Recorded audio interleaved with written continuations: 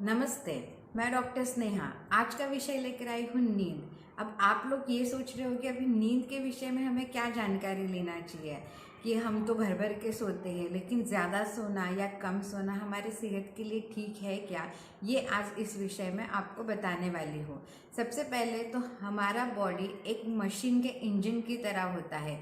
जैसे मशीन के इंजन को काफ़ी वक्त तक एक्टिविटी करने के बाद, काम करने के बाद उसे रेस्ट दिया जाता है। फॉर एग्ज़ाम्पल गाड़ी, अगर हम ज़्यादा देर तक ड्राइव करते हैं तो थोड़ी देर बाद हम गाड़ी को रेस्ट देते हैं। ठीक उसी तरह हमारी बॉडी भी एक ऐसी ही पार्ट की तरह है।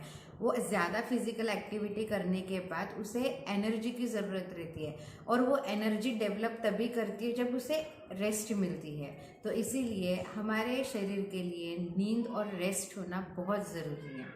सिर्फ नींद ना हो के, नींद हम ले रहे हैं लेकिन मेंटली हम डिस्टर्ब्ड है या हमारा डाइजेशन चालू है, तो that is also not a perfect sleep. नींद यानी कंप्लीट नींद, जिसमें हमें कोई थॉट्स ना आए, हमारी बॉडी पूरी तरह रिलैक्स हो, और जब हम उठे तो पूरे एनर्जी के साथ हमारी फिर से वो एक्टिविटी शुरू हो, उसे कहते हैं परफेक्ट नींद। नींद के विषय में चरक जी ने कहा है कि यदा तु मानसी क्लांते कर्मात्मानः क्लमान्वितः विषयेभ्यो निवर्तन्ते तदा स्वपिति मानवः। कहा जाता है कि हमारा मन और इंद्रिय यानी हमारे सेंस ऑर्गन्स, ये एक दूसरे के साथ कनेक्ट होते हैं, तब जाके हम कार्य करते हैं। जब ये दोनों अगर एक साथ मिले होते हैं तभी हमारा जो कार्य है वो अच्छे से पार होता है। तो इन दोनों को रेस्टिंग की बहुत आवश्यकता होती है। जब हम एक्सेसिव एक्टिविटी करते हैं, फिजिकल एक्टिविटी हो या मेंटल एक्टिविटी हो, जो भी एक्टिविटी हमारे बॉडी में चल रही है, उसके बाद मन और ये जो इंद्रिय है, ये जो कि हमारे सेंस ऑर्गन्स है, ये एक दूसरे को कनेक्ट नहीं होते, अपने विषय को ग्रहण नहीं कर पाते। तो ऐसे में हम थके हुए रहते हैं। तो ऐसे इस समय हमें नींद की सबसे ज़्यादा ज़रूरत रहती है। जिस तरह हम हेल्दी रहने के लिए फिजिकल एक्टिविटी करते हैं, एक्सरसाइज करते हैं, योग करते हैं, प्राणायाम करते हैं, और बेसिकली हम बैलेंस डाइट फॉलो करते हैं ताकि हम हेल्दी रह सकें, लेकिन अगर हमारी नींद अच्छे से नहीं होती हो तो ये एक ऐसा एग्जाम्पल हो जाएगा जैसे कि हमारा फूड अच्छे से बना हुआ है, पका हुआ है, लेकिन उसमें सॉल्टी नहीं है। ठीक उसी तरह नींद हमारे बॉडी के लिए बहुत इंपॉर्टेंट रोल प्ले करता है। अगर हम सफिशिएंट नींद लेते हैं तो ऐसे में कितनी नींद लेनी है वो मैं आपको बताने जा रही हूँ, लेकिन हम अगर सफिशिएंट नींद लेते हैं यानी हम उठने के बाद फुल्ली एनर्जेटिक महसूस करते हैं, दैट इज़ द सफिशिएंट नींद।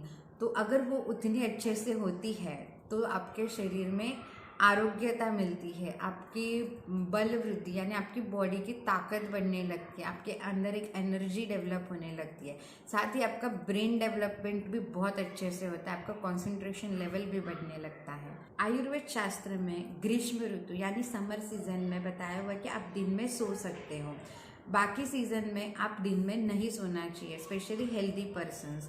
दिन में समर सीजन में क्यों सोना चाहिए, तो शरीर रुक्ष हुआ रहता है, शरीर का ताकत कम होता है समर सीजन में, तो ऐसे में उस शरीर को आराम की सख्त ज़रूरत रहती है।